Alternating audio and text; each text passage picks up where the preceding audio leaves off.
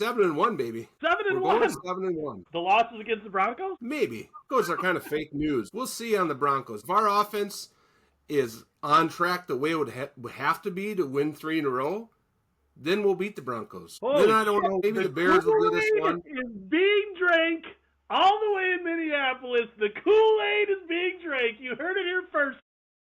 Welcome back to the Audible Angle, our weekly / bi-weekly / daily podcast coming back to you after, what was it, a day or two, month or so, whatever it was. We are back in action. Our families got sick of us being around so much. Got a lot of flack from a lot of fans. Little did they know, I had a cold for several days in the last week. Could have been back earlier in the week, but I was coming off, I didn't plan this intro this long, coming off a trip home from the Packers-Eagles matchup where I was basically declining all phone calls and texts because I was antisocial for about 3 days. Then I think I golfed when it was kind of cold out once, had a cold, sneezing, coughing. Kind of got off that. What have you been up to, Urbs? Anything new in your department? I kind of alluded to some upgrades that you went in for when I did the solo episode. Yeah, glad you asked. Can you tell I'm currently sporting a brand new shiny kidney? New kidney? Yeah, baby. Got the call on the early morning hours of October 20th. I know it's about a month. I'm a month and a day in. Yeah. They had a kidney that matched, and off I ran down to St. Luke's to grab a kidney. Successful surgery on the 20th on Monday afternoon. Some recovery for about a week. Yeah, it was actually 5 days in the hospital, 1 day in the ICU, and then they kicked me out to general public, the general Gen Pop, as the folks that have spent a little time are in. 4 days there, and I was off and back to what I called my hospital halfway house for 2 weeks. They keep you close down there, and it was supposed to be a 4-week stay there, but I was able to expedite that and back home here. I've been home for 2 weeks now, getting back to normal life, back to working, back to podcasting, as you can see. Happy to be here. So, one quick sidebar. If people are wondering why I'm alternating basically yellow, blue, and regular, I'm trying to actually, there we go. I was trying to turn my screens off because I looked really blue. For people that don't know, this is what a guy looks like 1 month after kidney removal. It went as fast as it possibly could on recovery, right? Basically, day one, it was like, numbers are looking better than expected. Yeah, it's the type of kidney. I won't bore our listeners with the two different types of kidney. Basically, it was a deceased donor that I got the kidney from. There's two types. I guess I will bore you. Two types: brain dead and heart dead. This particular kidney was a heart dead kidney, which means that blood flow is immediately stopped to the kidney. So they do expect the kidney to kick off in the recipient, my body for this case, a little bit slower than a brain dead kidney, but it ended up being solid. I mean, there is a chance with those type of kidney transplants that you have to be on dialysis for a duration of time after the actual transplant. Woke up out of surgery, which is about a 6-hour surgery, 4 to 6 hours, I think.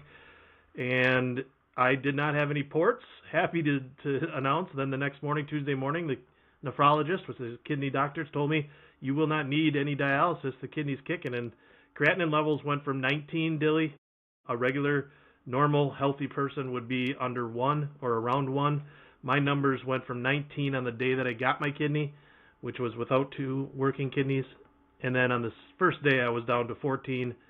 Steadily then went down to 7, 4, and resides right where I am today, which is 1.63, which is a positive number. So I'm actually very surprised that you can get in Oregon and feel as good as I do. I went on about a mile walk today, a brisk walk, if you will, power walk in my world. I do try to do that every day. Doctors are happy with that. really only stipulations. I mean, there are some kind of nuances to that, but I'm not supposed to be around people because of my Nice. anti-rejection pills, which I actually do enjoy. But I'll be honest, remote work is lonely. It's a lonely world out there when you're just by yourself, pounding away in the office. I kind of did some upgrades in the office here. Got it kind of podcast ready. The old alma mater's behind me.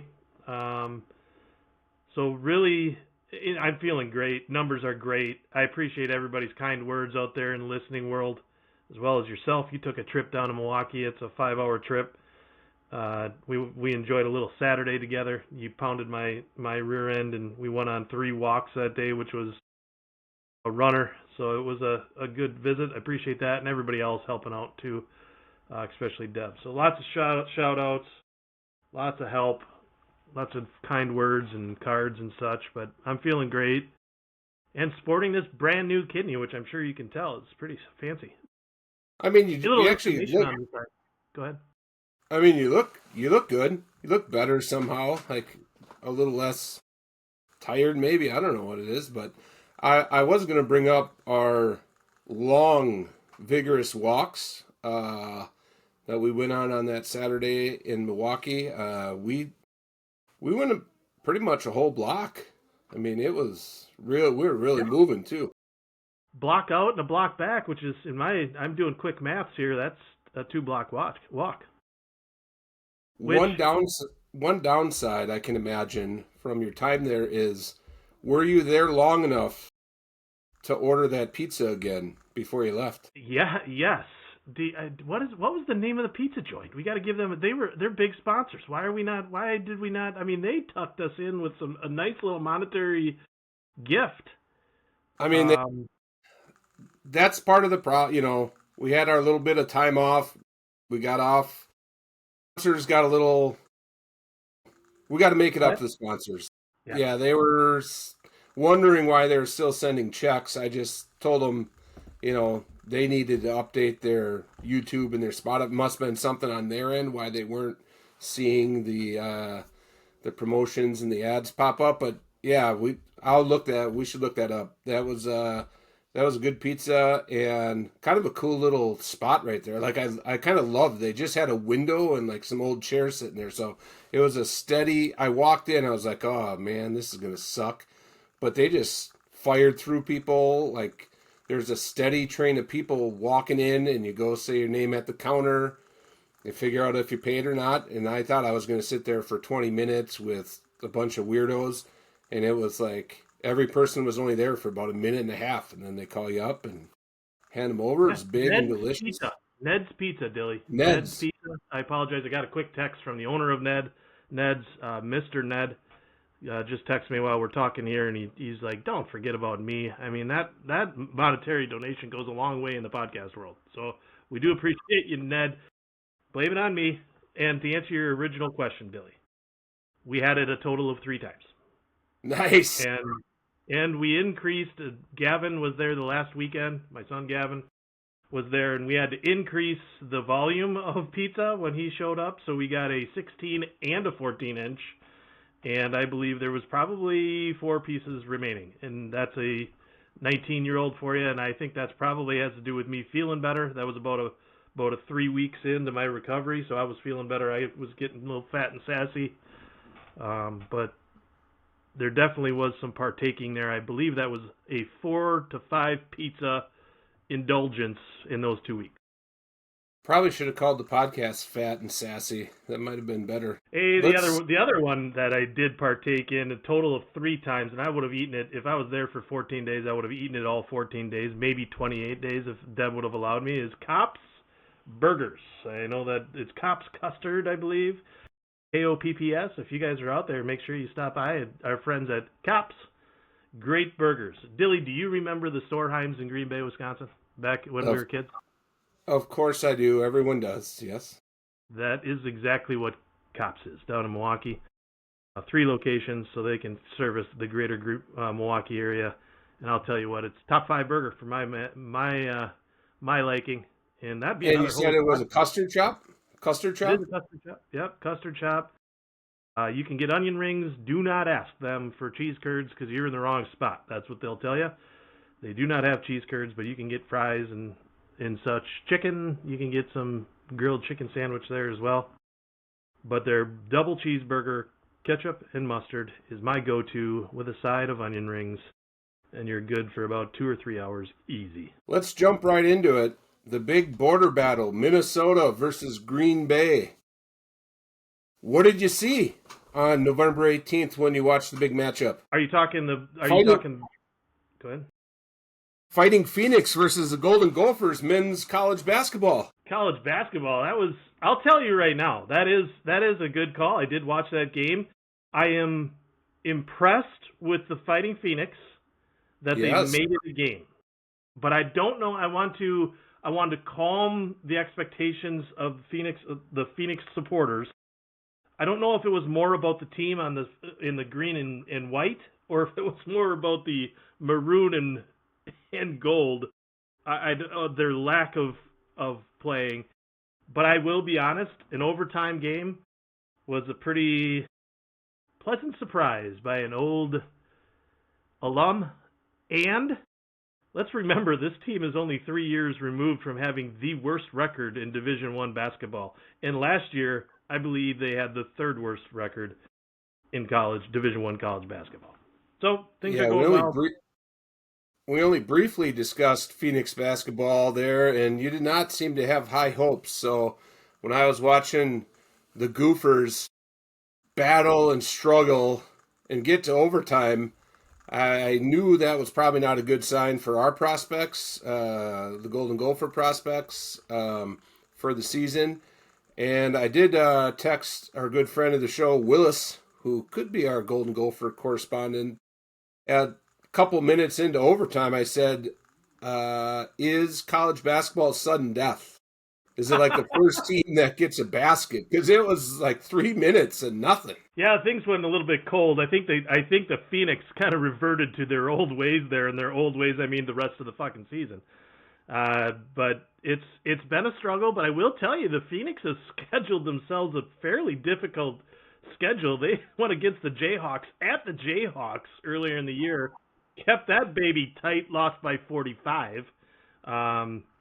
But they've I'm not going to go on record and say I'm a Doug Gottlieb fan because he's got to show it first. But that's a nice little glimpse. It's a glimmer of hope. Let's see how they do. If they play that way in the Horizon League, they will be just fine. The Horizon League. And the other side note that I want to say, and I don't know if you've noticed this, I know you're not as much of an NCAA basketball fan as I am, and you probably have less free time than I have in the last month, which I've had plenty. The Horizon League has been playing basically every Big Ten team. I've seen Milwaukee play Indiana at Indiana. I've seen RMU play, I think, Purdue. I've seen Milwaukee go and play it's not a Big Ten, but it's a Big 12 team, Texas Tech at Texas Tech. What's the deal? I think IUPUI played. Actually, it's no longer IUPUI, which is one of the greatest names ever. Ooey Pooey. IU Indy right now, or something of that nature. Anyway, that team, I think they played Purdue. I don't know what it's about with there's got to be a connection here somewhere with the Horizon League playing Big Ten teams. It may be geographic, right? It's a short bus ride for most of these teams. And I think Michigan played a Horizon League team as well. But interesting that Horizon League is getting a sniff against Big Ten teams. Granted, I think the Big Ten teams are using it as a tune-up. But let's give it to them. I think Oakland played another team as well, but I don't think they're close. The game that was probably the closest is Green Bay versus the Goofs. And I mean, let's hang our hat there and say we played well, but let's not get blown out by Evans. Hey, it's probably a great experience for those guys in the Horizon League. As far as I know, as much as I know about college basketball, and I will ramp up probably. I got a new TV set up so I'm going to run out of screens to have strictly college football, and that's already winding down. So I'm probably going to have to mix in more college basketball this year. But for all I know, they replaced the Big Ten versus ACC weekend with the Big Ten versus Horizon League. I mean, I almost thought for a second Minnesota got relegated to the Horizon League because that would almost make sense lately. I mean, we might make the NCAA tournament then. Go on a Yeah, the little Cougs run in might. the Horizon League, win the tournament. Yeah, it is an automatic qualifier league, which kind of surprises me sometimes. It's a very top-heavy league. Usually, there's about 3 teams of any worth in the Horizon League. But yeah, I also want to shout out. We do need to talk. I don't know how much you followed it. I followed it a bit. My alma mater in the sport that I used to play, the Phoenix men's soccer team, kind of died on the vine a little bit in the semifinals of the Horizon League. They had a 2-0 lead going Ooh. in the semifinal to make a third straight appearance in the finals, and kind of blew it. I'll be honest, up 2-0 at half, kind of rolling against a team out of Fort Wayne, and ended up losing in a shootout. And the worst part of this is 2 of the shooters, not to nitpick here, but 2 of the shooters misframe. And the last guy I saw misframe was Eric Urban in the sectional semifinal in about 1996, and he was a donkey for the old Pulaski High. Never took a penalty kick. After that, he did the bold move and tell the coaches, "I'll never take a penalty kick again," which I didn't through my college career, and I didn't plan it, and I have also not taken a penalty kick through my professional career. We are equally experienced at penalty kicks, I guess, both in college and in the pros. Yeah, And yeah. I mean, you surpassed me in experience in high school, but we're equal for college and pro soccer. I'd like to dig into soccer a little bit more, but I think we got to stick to football. Big weekend, short break between games. Got Thanksgiving rolling up too. I have to say, judging from our previous episodes, it might have been this little kidney scenario. Might have been a blessing in disguise because I don't know if I would have been able to withstand several weeks of LaFleur commentary and watching you melt down into, I don't know what you melt down into. I guess a glob of goo would be the only thing left. But, I mean, how are you holding up and where are you at on this LaFleur situation? We did kind of come back around to it. It's not like we're saying he's the worst coach, but we're talking championships here. That's how I think at the end of one of the last episodes, we came back around to framing it like, remember, we're talking about championships here. We're not talking about, let's go 10-7 and everybody goes, okay. So the bar is high. Where are you at on November 21st, 2025? I really appreciate you teeing me this up for it, and I'll try not to melt down, but the proof is in the pudding, Dilly. And right now, I feel like melting down. I believe I melt down every Sunday. I'm a quiet meltdowner guy, but I want a caller to call in now. I want an email that says, "Eric, you were right." And I don't mind if it comes from you. I don't care if it comes from screen number 2. That's fine. You can say, "You told us so," and he's proven his worth. Here's the deal. Bottom line, a head coach in the NFL needs to have game management. And for some reason, game management completely missed him from womb to Lambeau. Like, there is no game management.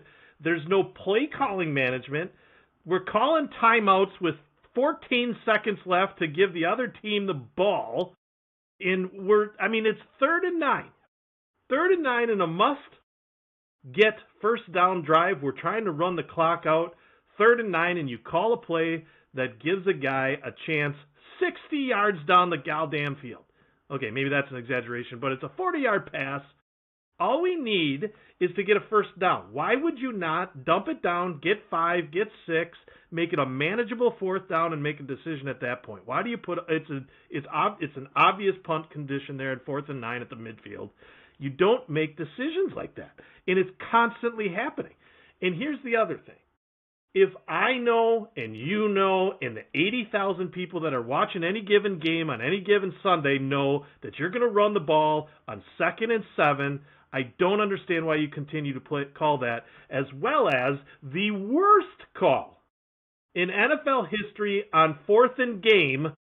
You do an inside the tackle call that even the defensive linemen for the other team are calling out it's an off-tackle run. Come on. Now, some of that is maybe on Jordan Love. You can audible out of that. You can audible to a quick throw. But that call came in. Jay Love is probably not in the position where we all expect, where there are some folks that were quarterbacking here in the past 30 years, a.k.a. Favre and Rodgers, that would have called and audibled out of that. He's not there yet. Fair enough. But don't send that call in. It's one of the most conservative calls when the game is on the line. It's 4th and game.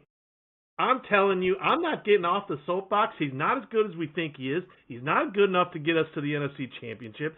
I don't think he's good enough to get us a win in the North, for crying out loud. This weekend is a big game. We need him to start acting like it, or quite frankly, he deserves to be on the hot seat. I know you've been in medical recovery for, the last couple weeks. We figured it out, baby. We beat the Giants. That you were talking, that was all Eagles game. Did you see the Giants game? We're back, baby.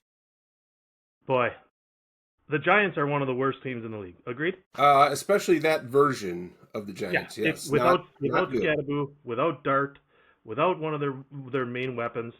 Come on. And we limp through to get that win. Granted, we were in control. Maybe the run game came back. I think there's some problems that we can talk about today that don't have to do with MLF.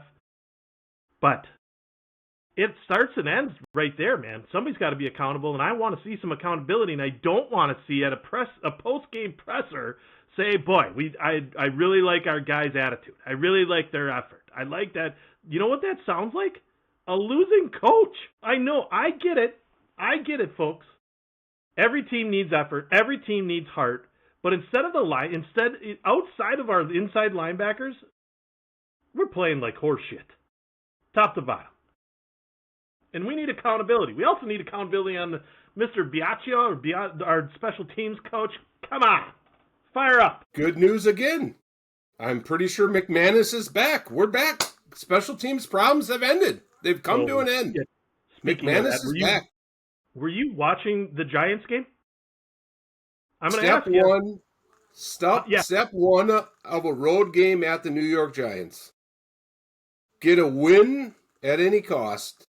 Step 2, do not have any players' seasons destroyed by the field. Number 3, there isn't a 3. We just won. Now, is it do or die time on starting to look good? Yes. It's do or die time on we have to look good for 4 quarters. I guess we're jumping in the preview. The Vikings realistically should have no chance on Sunday. Of course, they have a chance. They have a little bit of Jekyll and Hyde to them. They look horrible. Then they look, they beat the Lions. That wasn't that long ago that they went into Detroit and beat the Lions. We'll see if something, but I just, you can't blame LaFleur necessarily for drops. And drops haven't been an extreme problem like we have seen last year in particular, in previous years. So, but we can't have it this game. We can't have 7-8 drops plus 4 or 5 on defense. I'm confident, but I'll admit to getting a little nervy. We had drops. There was a play, and again, we're kind of dated here, and we're blending games because we're out for all. There's a play in the Giants game, like where the tight end and the tackle ran into each other, and so they combined to block nobody. There was another. We all kind of thought it was funny, and I jumped off the. I don't know if I jumped. Let's be honest here. I moved my body upright slightly, which is the equivalent of jumping nowadays. And the Dallas game when Golden and I think Wicks were running the same route next to each other, and Golden caught it and is like, wow, he's got great hands. I like to see him aggressive on the ball. There was another instance or two where he was running the same route as another, like two receivers ran the same route. Obviously, one of them ran the wrong route. So you have some of that stuff. I don't know why I diverged into that, other than, there are people that want to see Golden more. And I think now we can say he's not 100% assignment sure. And as a rookie in Green Bay, where they're running an offense where you're supposed to plug in and be part of the offense. I think some other rookies might have a little more success early, and it's been a little bit of a thing at receiver in Green Bay for a couple of years. Guys kind of are hot and cold, or they start slow, and I think it's because they have to learn the offense. They don't just say, we got Tet McMillan, we got to get him the ball. We're the Carolina Panthers. We're just you're the prime route. We're going to tell you what to do. I think in Green Bay, guys have to learn the whole offense. Maybe we'll get a step there. Maybe we'll make it easier for them. I do think we're going to survive the Kraft injury. I think we have enough playmakers. And I think the Viking defense they have potential to pose enough of a problem to frustrate the offense and the fans, but I think we're going to have guys open. I think we're going to eat the blitz and just say, and Jordan's going to be dialed in to say, if we're eating the blitz, get 9 yards, get the quick hot route, not necessarily get addicted to, well, it's cover zero. So I'm, like you said, we do have a tendency to see that cover zero or cover one and immediately go, wow, we got one-on-one down the sideline, chuck it 30 yards. I mean, if you're playing a shitty team, just take the first downs and you'll get them. You'll get them. We lead the league right now in third down conversion, even with kind of being a little lackluster the last two games. I think we're still in third down conversion. I would have to look that up to be sure, but so fact check me if you will, folks. But at least going into the Giants game, we were still 60%, 64% or something, which league averages are usually about high 40s. Yeah. You'd like to not get... I do think that you hit on an interesting point that I want to challenge you on. It's worth taking a second here. I do believe that the Kraft injury is affecting us more than what people are giving credit for. And it's more to do with who's filling in than it does who we lost. So you don't like it? You don't like that answer? But no. I'm preparing for you to talk about Musgrave, which is, and here's get a barf bag. And I know going by the book here and talking about where he was drafted compared to Kraft is apples and oranges, and there probably hasn't been as much development put into Musgrave because Kraft is so good, and we're going to focus on the guy who's going to be playing and making plays for us every Sunday. But here's the deal. The guy is athletic as shit. He's oversized height-wise for a tight end. He's fast for a tight end. But why are we throwing him, goes back to game management, why are we throwing him 40-yard passes? Then get him down the field. Get him in the slot. Get him over the middle. Get him against the linebacker. I'm not an expert at football, but I'm telling you, exploit what he has. But at the end of the day, he hasn't been good enough. And when I say it good enough, I mean two things. Catch the goddamn ball, and the second one, don't go down when a cornerback blows on your ankle. Every time he gets the ball, he falls down at impact. You have to be, you're a big dude. What is he, 245, 235, 6'4", 6'5"? Come on. Go through a tackle. That's why Kraft is good. It's the yak that on Kraft. We have to get a little bit more yak if he actually catches the ball. Well, or kind of your first point is, except he needs to get his yards. What's how do you pronounce YBF? Yards before catch. That he needs to get his yards before catch. We can't run a 3-yard flat route and hope he's going to pick up 13 yards. I mean, I understand maybe that's not the primary call on the field. Musgrave, it's do or didn't time on him. this Wiley guy. I know he caught a touchdown pass, but you just see we got Wiley off the street. We got some other guy in the practice squad now. We've seen Ben Sims, who got signed off the practice squad back to the Vikings, where he came from, I believe, originally.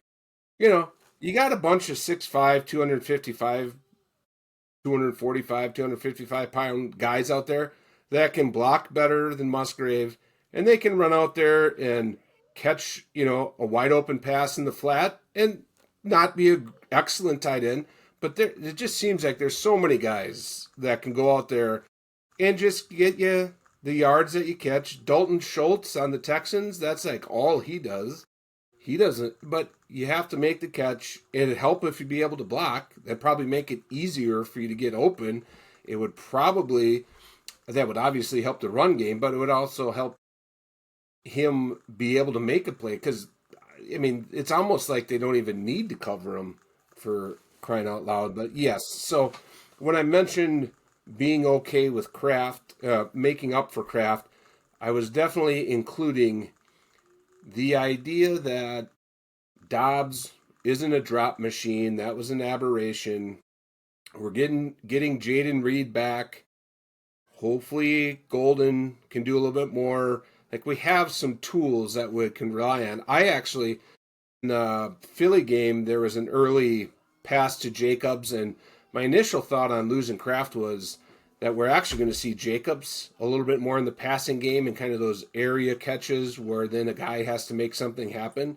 It didn't end up materializing that much, and then he got banged up on the turf in New York, so we'll see what happens there. I don't think Reed is going to play this week, but I think as we gain steam in towards the the postseason, I do think, we don't have to. We might not be lamenting as much. Of course, we'd love to have Kraft. Like him as a player, he's great, but I still feel like there's enough there to be dangerous in the same areas of the field as he is. Hopefully we get that going. Linemen, we can talk offensive line again, but with the offensive line, it's one of those things. They weren't as bad. It kind of seems like maybe they've slowly gotten better, and part of that is the same guys are playing. That was Sean Ryan's first start at center. He'll be another week. Like, you can just kind of get guys can get comfortable. Linemen sometimes can go from shitty to good in 1 week. They're just, my experience with large offensive linemen as a group of men, they're just peculiar. They can also not always be the brightest guy. So you see guys going the wrong way, or they don't get the protection calls right. And I think some of that is fixable. It can get better, especially we're still only a couple weeks, and I'm kind of glossing over Jenkins being out. But at least the tackles have been there again. We haven't really had many weeks in a row. This will be 2 weeks in a row with the same offensive line, assuming Tom's back hasn't flared up or whatever. And if we can beat the Vikings, have a decent looking game, and then kind of, Thanksgiving will be tough. We're not looking ahead, but there's a path forward for this team getting back to thinking that they can be a favorite in the NFC once again. If you get 4 or 5 games in a row with the offensive line, same dudes, I'm optimistic. Okay, I don't want to lose face here on what we have. I want one more comment about the Musgrave issue. The Musgrave issue is this: when he's on the field, we know we're passing. When he's not on the field, they have 2 tight ends, and we know we're running. You know why? Because Luke Musgrave couldn't block his own shadow. That's basically where it's at. So he has, and I don't understand how a guy makes the NFL by being a tight end and he can't block. I mean, if you've got the body as a tight end and you can't block, you should be playing at fucking Cleveland, for crying out loud. You're not on the Packers. But I'll go to I think you've teed it up well.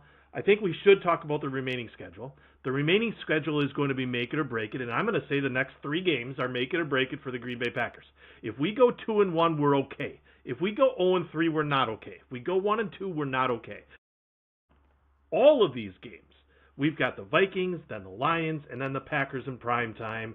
Then you sandwich the Bears with the Broncos, who seem to be they're a Super Bowl favorite at this point. They're beating everybody, whether it takes a fourth quarter comeback or not. They're going to be there. Then you have to go to the Bears and play that game. And then you've got the Ravens, who are a little bit. I think they're better than what their record says. I think they've won 4 games in a row. They're kind of back. I think they're back to 500 right now. The Ravens are. And then you finish with the Vikings, who the Vikings at that point, at the end of the year, January 4th, they're not going to care. They will have nothing to play for there. Which sometimes can be dangerous. Correct. That's my point. Then all of a sudden, they're going to have to pick up another quarterback. I'm surprised they haven't picked up another quarterback yet, but they will pick up another quarterback. It'll be a veteran. They'll trade for a veteran because J.J. McCarthy's not the issue, or not the answer. We talked about that back in week 6 when he was injured, and I'll use injured in quotations. But now he's back and he's showing his true colors. I also want I will tell the listeners, I told you so. J.J. McCarthy is not the answer. He throws it to the other team more than he does his team. And I will say there's an issue with the fact, and this goes back to Matt LaFleur, dead on, because he's calling the plays, get Golden more involved. Because here's the deal. Golden's going to want out of Green Bay, Wisconsin, as fast as he got in here if he doesn't get the football. Make a play call to him. Make 3 of them to him. And just go to him and stop running the 30-yard fucking goddamn post play or a flag call that the guy, that's all he does. That's so predictable. He can run routes. He's one of the best route runners on the team. Get him a ball across the middle. He'll take some hits. Get on with it. Sorry. It's just frustrating. It's frustrating to be a Packer fan in Week 12. We don't have to break down the defense because I think in the huge picture of things, the defense, we don't have that much to complain about. But get off the fucking field. Even if you stop them, if you still give up a 7-minute drive, that's part of the reason, and nobody will probably say this, and it'll be that's half the time why your offense can't get going, is if they end up in this pressure point, even if it's not points, because a lot of times this year it hasn't been points, but you just have that feeling of, if we go 3 and out, it's the end of the world, because the Cincinnati Bengals are going to drive for 7 minutes on you. And whether they score or not, who gives a shit? Preferably they don't, and usually they don't, or they kick, whatever team it is has to kick a field goal. Just sell out a little bit to get them off the field. And hell, if we give up, if we get risky and give up long play, quick score, at least our offense gets another series or 2 out of that. If you don't give up a 9-minute drive and you play a little speed ball, our offense will be better for it. Yeah, I agree. Last 3 games against the Panthers, starting with the Panthers game, I think we're averaging like 4 series per half, when the league average is like 7 to 9 per half. Get the ball back. And how much is that, Dilly, I'll ask you this, how much of that is squarely on Hafley's shoulders? Well, in the Giants game, not a ton, because we dropped a lot of golden opportunities for turnovers, and a guy that's a good player, Edrin Cooper, missed a tackle on the little screen or dump off, and Singletary or Tracy, whichever shitty running back it was, ran down the field for 20 yards to get a first down. That should have been a stop, and there should have, go 50% on interception opportunities, and it's not even a close game, and we're all, you're back on the LaFleur bandwagon. Musgrave probably would have caught a touchdown. We'd feel better. It'd be a totally different thing. Overall, though, I do think it is part of Hafley's general defensive mentality, especially it's kind of like if you have a defense that's good enough to bend, it's one of the oldest cliches in the book, but bend, but don't really break. If you can trust not breaking, which we generally can, then it might be I was going to say self-fulfilling prophecy, or it's like it's good, but it leads you down a road where all of a sudden you're always bending.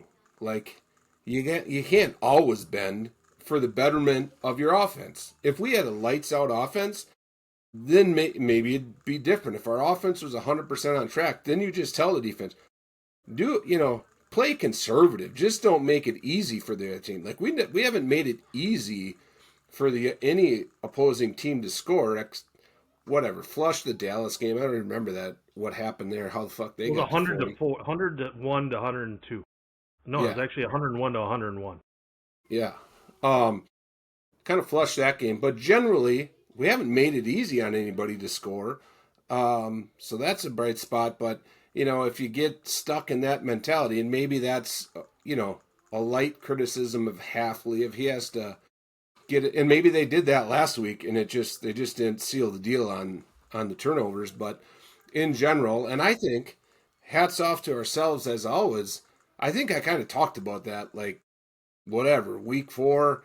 One of the times we were breaking down the Packers, when it was like when you're so good, you're kind of on the edge of, or like when our pass rush was really cooking, it's like you're on the edge of knowing that your cornerbacks don't have to defend long, and getting them, but getting over the hump on saying, go ahead and be aggressive, boys, underneath. Go pick that shit off. If Micah Parsons on the quarterback in 2.1 seconds every play, go ahead and jump some short routes. Like, make it happen a little bit. And if they beat you over the top a time or two, we'll figure that part out. But we do have to find that balance a little bit on defense of taking a strong point and making it a dictating, unstoppable force. 2 words I want to see out of our defense, Dilly. I need to see a little bit more urgency to get the ball back, and I want to see some more aggressive play. The one guy, when we were playing well in the beginning of the season, the one guy that was really aggressive was Nixon. Now, granted, he's been nicked with a couple of penalties here and there. Maybe they're interference, maybe they're not. I think there's an argument there, but our cornerbacks are not playing are good enough. I think it hurts us a little bit. As good as Bullard is, with him playing in the nickel corner, it's hurting us a bit. But I do want to see. I think we got a little arrogant early in the season, and it's kind of leaking into the second half here. We're a little arrogant on defense that says we're going to get enough pressure with 4. Send 5. Send 6. We need to send that extra man because we've got fast linebackers. It's not like they're going to take forever. It's not some of the old John, some of the like Coots, like that took 7 seconds to get from the 7 yards, but he was a great run stopper. We have fast linebackers that can get in pressure, then let's use them. Send 6 instead of going with 4 and saying, because here's the deal. Parsons doesn't play the first three quarters other than pressures. He doesn't get sacks, right? I mean, he does pressure. There's something to that, but you can easily dump it down to your running back, and then because we're playing man or a soft zone, he's getting 7-8 yards every time. It's getting frustrating. Send 6, be a little bit aggressive, and I want to see more urgency out of Halfley and his play calls. Bottom line, got to happen. Yeah, and it might have just been a fact of too many weeks in a row, or again, Dallas game notwithstanding. Pretty much every week of the year has been, well, defense played good enough to win. We got to do more on offense, and yeah, maybe that mentality set in a little too much.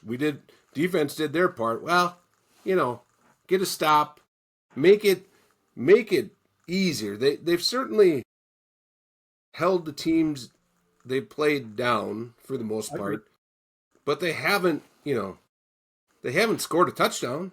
Get a pick, get some fumbles, 4 turnovers all year. That's it. 4. Yeah, 4 get some turnovers.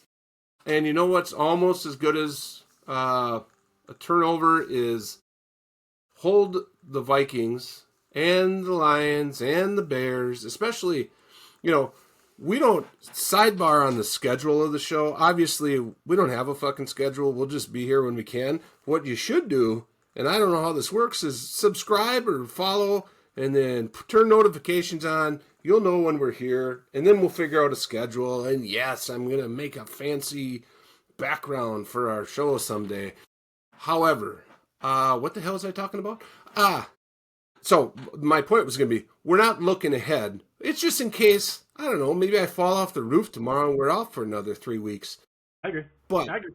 5 out of 7, Dilly. 5 out of 7 are the NFC North. I'm putting you on the spot. 5 out of the next 7 games. We got 7 left.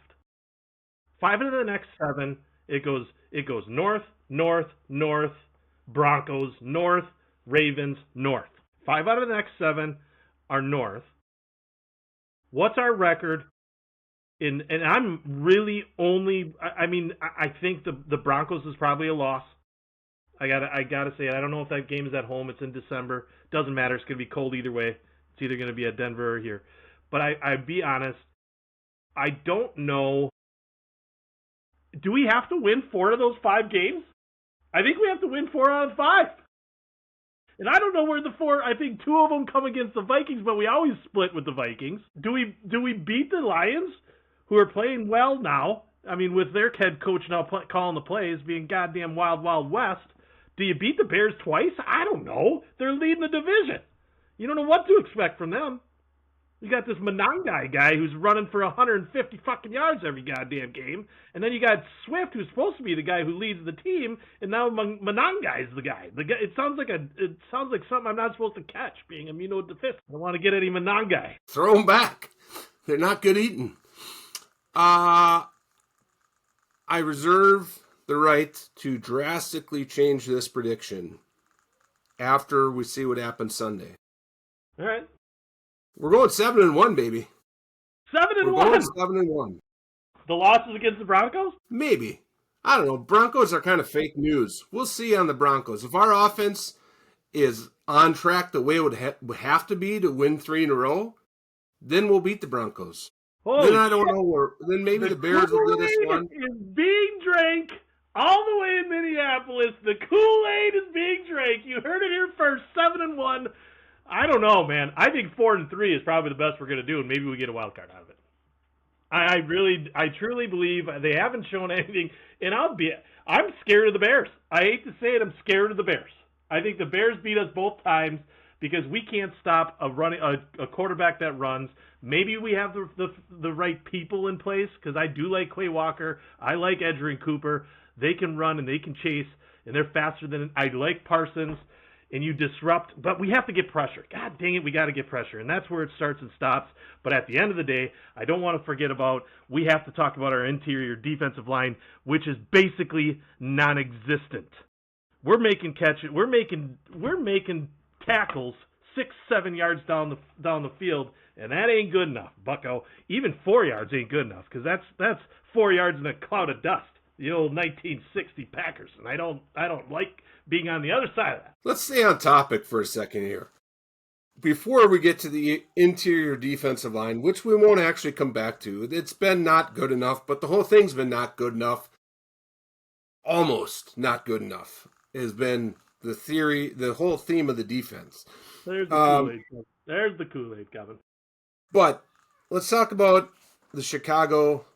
Hey, we got to fucking win and look good this Sunday for anything I say for the next 68 minutes that we're going to talk about this to make any sense.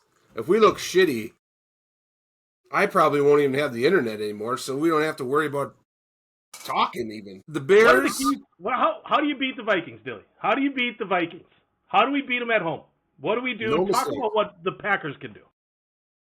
Don't make no big mistakes, and we beat them because they're not good enough right now. If we don't make any big mistakes, absorb the Flores defense. When I say, and it's kind of it sounds more simple, but just go. You don't have to. If you're not, let's say early, if the pressure's getting to us, you just protect a bit and take your 5 yards. And see what happens next play. So just no big mistakes. Maybe if we're really dialed up on protection and we're feeling better into the game a little bit, yeah, then go over the top, then pour it on late. But just say, guys, we're going basic, real basic offensive line and running back and tight end protection rules. and maybe keep the tight end in a little bit more. But you're just going, they used to say on over gap. You have to block the guy on you first. If there's a guy in the gap, that's your next priority. Or if there's a guy over you, which would be like a linebacker standing back a little bit back over a guard. That's who they're worried about. And you're almost pinching. Everybody is looking inside first because that's the most interesting. And just say, hopefully we get the calls right, but stick to the basic principles of that. And then if Love knows that, if he's not thinking, we have this perfectly set up where center, guard, tackle are sliding left because they have an extra rusher over there, and then this guy is doing that, and the back's going over there. We're just going to say, we're just doing basic. Love knows it.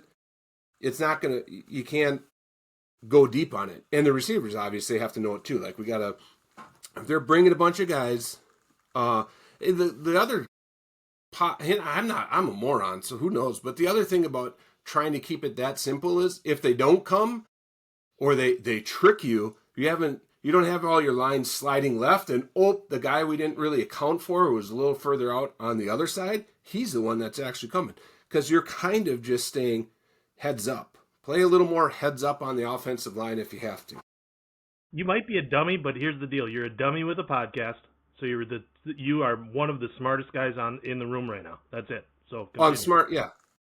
I mean, we're the number 3 rated podcast in this entire household. So I mean, we're obviously we're moving up.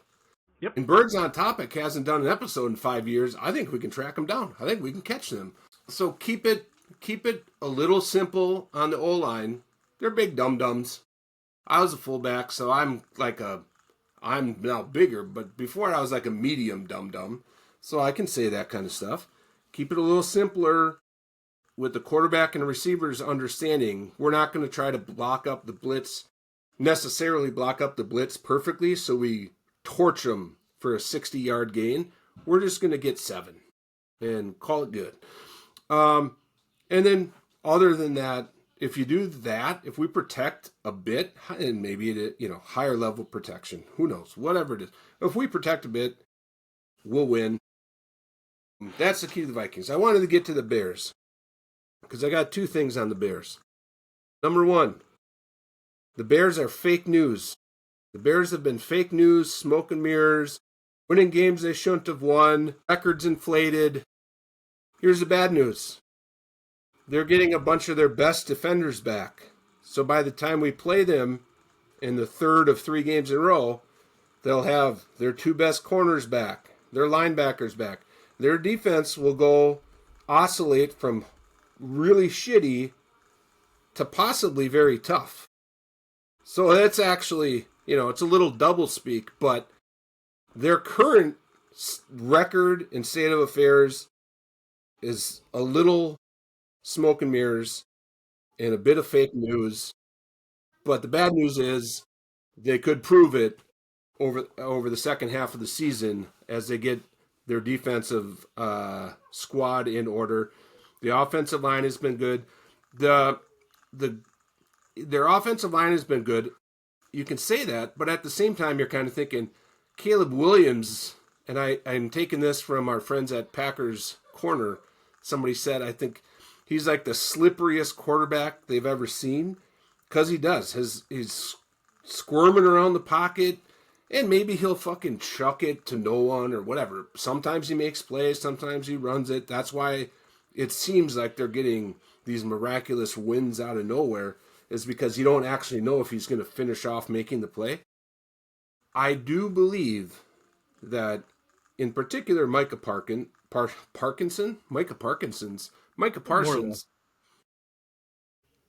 if we're, pass rush, maybe a little on, a little off, Edgerrin Cooper, Quay Walker, Parsons, Gary to, a different type of guy, I think we can handle the squirminess, and I think it could be against the Bears. The Bears, if I'm thinking like a Bears fan, I could see outcomes where Bears fans start to think, wait a second, is this the guy that got sacked 500 times last year and we thought he sucked because he kept getting sacked all the time.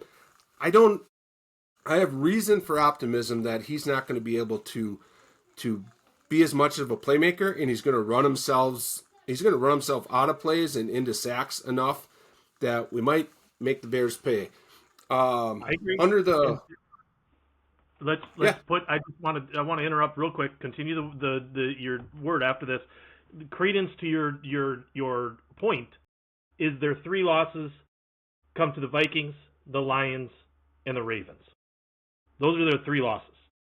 More importantly, so the Vikings, okay, worst team in the league. They shouldn't be beating you. Granted, that's early in the year. Lions should beat the Bears, and they beat them by 30, literally 31. The Ravens have no right to beat them because they beat them, I believe, when Lamar just came back, so just recently. No, Lamar was out that game. Lamar was out. Last game he was out, okay. But their wins have come to the Cowboys, suck. Raiders, stink. Commanders, no quarterback anymore. They stink. Saints, horrible. Bungles, we know who they are. So their 7 wins are pretty suspect. I mean, who's the good win against? Maybe last week against the Vikings. That's probably it. Now, more importantly, to your point, I think the Bears fans are going to be singing a different tune. The rest of their schedule has the Steelers this week, the Eagles the next, our Packers, the Browns who play good defense, who are basically in the game every week, whether they have they're going to muck it up. Then they've got us again. Then they have the Niners who are hot, and they finish with the Lions. I don't know. Do they get to 9 wins? I mean, if you look at that schedule, if what you say and who you think what the Packers are, who the Packers are, that's 2 losses. The Eagles aren't going to lose to the Bears. The Steelers and A-Rod, he owns them. He literally owns the right with the McCoskey family. He owns the right of the Bears. That game is done. I'm going to tell you the Browns possibly beat them. So maybe they don't even get to 9 wins because the Niners and McCaffrey beat them. So I think you're right. My point is, and continue your rant, but I wanted to put some actual data to that for our folks because they're like, these 2 guys are blowing smoke. It's the truth. They haven't beaten anyone, and they've lost to those teams that they should win. You should beat the Ravens. Now, I might eat crow in a couple of weeks when we lose to the Ravens, but I don't care. I'll do that. But my point is they haven't beat anybody, so screw yourselves, Chicago fans. You're not as good as you think you are. Well, and again, we do reserve the right to alter our analysis next week, depending on what happens. And we did preface this by saying, if the Packers take care of business and it looks like they're figuring some things out on offense and have a bit of rhythm, I feel better against the Bears, the Lions, and everybody else. If the offense is still choppy, against Detroit, and they kind of have a shitty defense, it's tough to play there. Like, I won't necessarily think anything in Detroit about the offense will change my mind. Or I still won't be scared of Detroit's defense as a fan. But if we're still choppy and the Bears defense has maintained their newfound health and they're looking tough, I'll be extremely concerned about the Bears game if our offense isn't on track by that time. There's definitely, as good as a Bears fan can feel, I think they're able to look at the schedule as we are. I mean, I'm sure I would be shocked if they're thinking they're going 0-2 against the Packers. But an optimistic Bears fan is thinking split with the Packers, and maybe you could say a realistic Packers fan is saying split with the Bears. Okay. They have a lot of meat left on the bone to finish off their rise to NFC North fame this year. I kind of think the Niners suck, but, at 7-4, eventually you have to say they don't suck and they find a way to win, and we might need them to help us out against the Bears later in the year. And the Niners' issue, Dilly, is that they're not healthy. They haven't been healthy all year. Like that's so they're getting healthy. Pearsall is back, so that's helping Juwan. So they've got some guys. Purdy's now healthy. Purdy had a great game last game. So, I mean, they're getting healthier. CMC is who he is, right? Like, that hasn't changed. Yeah, the defense is going to be the problem for the Niners, I think. Because they lost their linebacker, who's an old pro. I'm forgetting his name right now, number 54, had good years in another team. Anyway, and they lost Bosa. Like, they're not getting those guys back this year, so I think their defense might catch up to them. In any case, we haven't really talked much about the Lions. Apparently the Packers' performance against the Eagles perhaps doesn't look as bad because perhaps any team that plays the Eagles, it's just going to be a dog shit game, and hopefully you get one more field goal than they do. That is rough.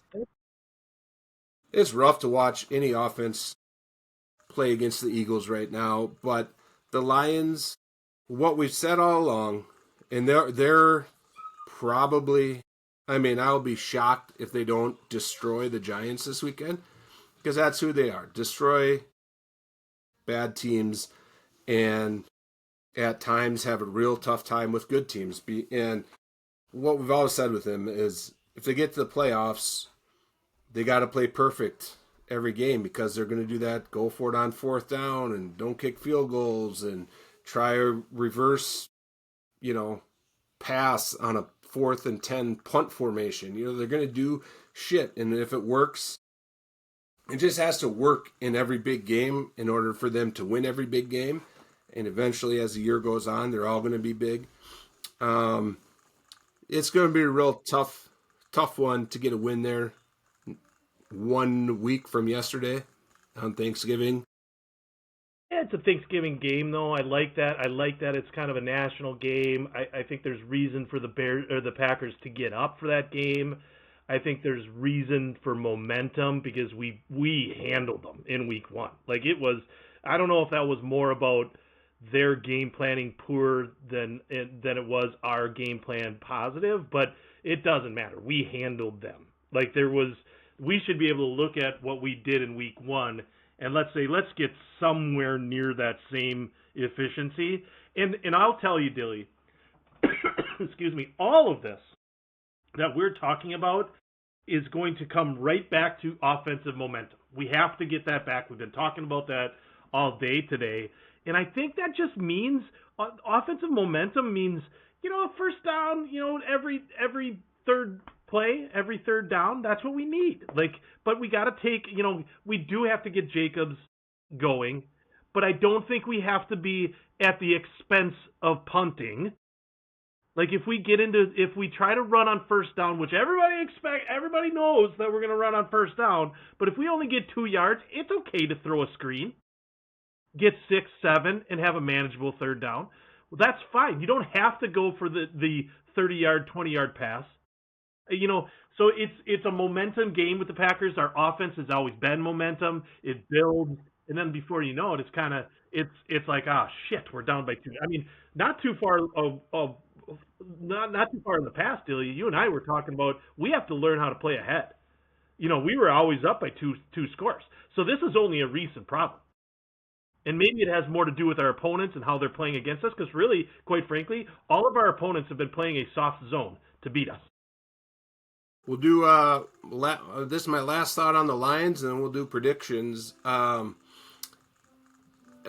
Just a quick reference to the week 1 game, and this kind of just dawned on me, and this is dumb guy fan, doesn't know shit. I don't love Dan Campbell. Almost everybody else that I know loves him as a coach and stuff.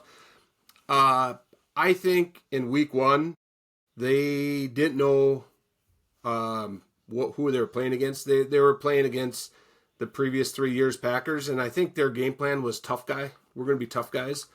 And I think they found out the defense is a little tougher than what they recalled. And so tough guy ball didn't work, and we did enough on offense. That's my brief summary of Dan Campbell's conversation leading into week 1 was probably, we're tougher than them. We're going to out-tough them like we always fucking do. I agree, but maybe we get back to that punch him in the mouth. I mean, that was a scrappy game, if you remember. Like there was a lot of fucking talking. There was a lot of shoulder pad to shoulder pad, face mask to face mask conversations, and I'm sure they weren't talking about, can you trade your jersey with me after the game. So we'll see. We'll see if they can. We'll see if the Lions adjust in that matchup. Again, depending on what happens this Sunday. Last things, anything you worry about? Of course, I think every team in the NFL worries about maybe Jefferson starts running a little wild on you. Addison makes some plays. I just don't have that same concern because our defense hasn't had. Yeah, sure, we've given up drives and stuff. Can they methodically move the ball up and down the field? If they have to rely on that, I don't think they can rely on that as well. Past years, last year, I think it was last year in Lambeau, we were down like 28-zip or whatever because we were fumbling, bumbling, stumbling, and Addison's running in the middle of the field by himself. We just haven't seen that yet this year, where guys are turned loose and you're just like, what the fuck is happening? So I'm not as worried about that. I have got one worry. Aaron Jones returned to Lambeau. Yeah. There's a worry there. He played well. I watched him last week. He played well, Dilly. He looked like the old Aaron Jones, and he's been injured. He's been nicked up. He was out. I've got him on my fantasy team, and for some stupid reason, I put him in the starting lineup again this week. But I think he's going to have, and the reason is that my gut says he's going to have a big game. We don't stop the run. He's a cagey runner. He runs between the tackles, even with his slight of size. He runs between the tackles, which is where we are. He's going to spring them. So I think our leading tackler is going to be our safeties again. And if that's the case, that concerns me, because then all of a sudden J.J. McCarthy gets some time. He's got an arm. Our key to this week, before I do my prediction, our key to this week is pressuring J. McCarthy to make mistakes because he can't think fast enough. He's an athletic guy, so if he gets out of the pocket, he's dangerous. I hope that we can counteract that with our linebackers, who are pretty speedy and athletic as well. But our key is pressure, and don't depend on the front four. Bring 5, bring 6, bring a corner, bring Bullard. Yeah, I like Bullard. You just brought up another, I guess if I was a Vikings consultant, and what I'd say, and we talked about it before with Flacco and Chase, I just don't understand why they don't hyper-target Jefferson. He's different than Chase and some other guys that can muscle receptions a little bit more. But I would, I'd always worry about Jefferson. But if I was consulting them, I'd say, a great way to get your young quarterback going on easy completions is throw it to Aaron Jones on a Texas route, angle route, whatever playbook you have, whatever you call it. Attack the middle linebackers, because I don't think Quay Walker is playing. It doesn't necessarily have to be swing game. You can just, it can be like a screen game. It can just be like called check down. Like, really, our primary target here is a check down. It's not a screen, but we're going to check it down. Like, that's where I think Aaron Jones can also hurt you, is if they get him going a little bit, like the Packers did from time to time in the passing game. He could make us squeamish. I'll go with my prediction. It is 34-13 is my prediction. I believe that we can bring some pain on the offense. I watched the Vikings against the Bears. I don't think they're going to fall apart, but I think they're on the brink of having to answer some tough questions, especially on offense, on if McCarthy's the guy. And, he has had very short spurts of pretty good play. So if he starts off with 2 great drives and he's hitting guys, we might be singing a different tune pretty quick. I don't see a lot of evidence to suggest that's going to be the case. I feel like he's going to bail us out by giving us the ball back a little bit, and he's going to bail us out a time or two when guys get loose and he misses them. So I really, and it's not just straight up, you lost a lot of money this year if you thought Packers were going to show up and blow out teams they're heavily favored on. But it's either going to it's got to happen. It's got to happen. It just has to happen sooner or later. And if it doesn't happen this week, like I said, we might be doing in-person shows on your laptop only because I won't have a computer left. Internet will be down. TVs donated somewhere else because I'll be out. Well, I like that the Kool-Aid has finally got into the system and you got a little excitement in you. I like to see that out of you. I'm going to agree with the Vikings coming into Lambeau. Problem is, I think it's a good problem to have. Weather's supposed to be in the 50s, maybe high 40s. So it's going to be a nice day in Green Bay for late November. I think the Packers win 31-21. I think that I think Jefferson does what he does, and I think he kind of gets back on track because our secondary stinks.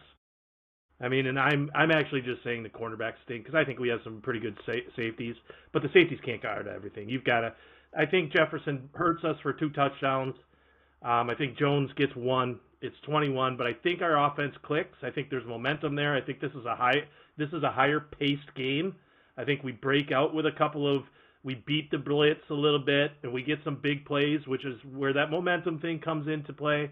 And I think we win 31-21, which should be comfortable. Problem is we can't go down 21-7. 2 quick things. Nixon leads the league in pass breakups, I think. He's a CB1. And Corey Valentine is good. But that's fine. I agree. He's aggressive. I like that he's aggressive, but he's got to be aggressive without fucking being penalized. That hurts. It hurts on 3rd down. It happens too often. I don't need you making contact. That's a brain move. Don't make contact with him 10 yards down the field. That's between your ears, young man. I don't care about pass interference if you're trying to be aggressive and you kind of got him on the backside. But the contact fouls that he's getting, I don't like it. Let's be a little bit heady. I know Keyshawn is probably not the sharpest tool in the shed. I do like him as a player. I don't like that he's our CB1. I think we need that help in the draft. I think Nate Hobbs has been a huge disappointment. Should be cut at the end of the year. He's no good. He's a direct replacement for number 23. We know who that is because they both are not playing. So we can't have all that money sitting on the bench or worse at home because they're not even making the fucking trip because they're not even available. But here's the deal, guys. We've got a prime opportunity for the North. 5 games out of the next 7. I'm going to correct you. You can't go 7-1 when you only have 7 games. I think you meant 6-1. But here's the deal. 7-0-1. 7-0-1. That's still 8 games, and we only have 7 games to play. We only have 7 games to play. Vikings, what the hell's going on? Packers, Broncos, Bears, Packers, Vikings. 7 games. It has to add to 7. We'll get through some maths with you. We'll bring you back into the calc. We'll get there. But I appreciate being back, Dilly. Thanks for all your support during the recovery time. It's been fun. One clarification. I got one clarification in the closing. When you say 31-21, is it a fun 31-21? Is it 31-14 and then they get a 4th quarter touchdown and fail on an onside kick and we grind out the clock? Yeah, I noticed that I got a pretty granule on what I'm saying is going to happen. I think Jefferson gets 2. I think he gets that in the first half. I think it's 14 points for the Vikes in the first half. I think our offense stays tight with that. I think we're 21-14 at half, and I think that there's going to be a late 4th quarter or a 4th quarter snoozer of a touchdown from Aaron Jones. Maybe it's the Packers throwing him a bone, right? I mean, we want to see. I like Aaron Jones. I wish he was still on the team. He'd be a great addition to our team because we don't have that back right now. But here's the deal. I agree with you. It's a fun 31-21. It's a pretty easy 31-21. I think that McCarthy gives us the ball at minimum 2 times. I'm going deep into this prediction here. I think he turns it over twice. One's a fumble, maybe the other one's for sure an interception. He's definitely throwing 1 interception because the guy does not value the ball, and he's just a gamer. He's that frat guy that plays football, and he just thinks he's just this roided-out idiot. I just don't think there's a lot between the ears, and he got away with it in college because he's an athletic kid. Like, he's athletic, but he's just not smart. He makes bad plays. He makes bad decisions. Make him make bad decisions. Get pressure on the goddamn quarterback. We got to wrap it up because we got big social lives on a Friday night. We're going to come back in the near future. We got like 6 months before the next set of friendlies against Spain or Portugal, and is it Spain, Portugal, Germany? Like, we're playing all the big teams in the next round of friendlies, but the U.S. men's national team took care of Paraguay, Uruguay. Some of our old favorites are back. Maybe they weren't all the best players from Uruguay. There's some names missing.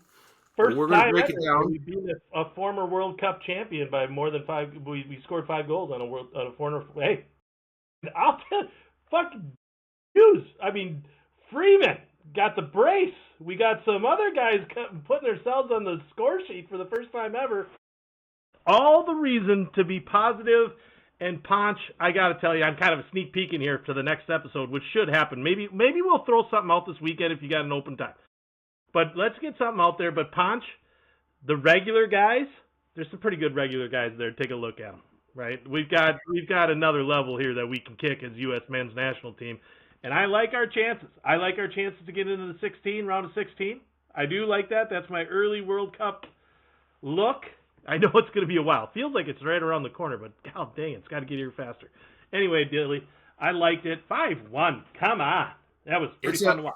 Hey, we put the Uruguay coach on the hot seat. We got Gio Reyna coming out of nowhere, doesn't miss a beat, scores a goal, making plays, in both games. Like, it's just fun time to talk about it. So a lot of these guys might not even make the final roster, but that's good champagne problems. Champagne problems in the U.S. right now on the soccer side. There's some guys that we thought, and they probably thought they're locks to make the team and start and be in the first 11, and they probably were cheering and thinking, I got to fucking get on my horse. Yeah, I need to get healthy, number one.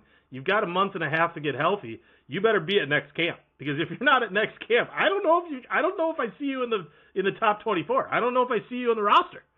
But you got to be in camp. Unless you're Pulisic. Pulisic's a lock.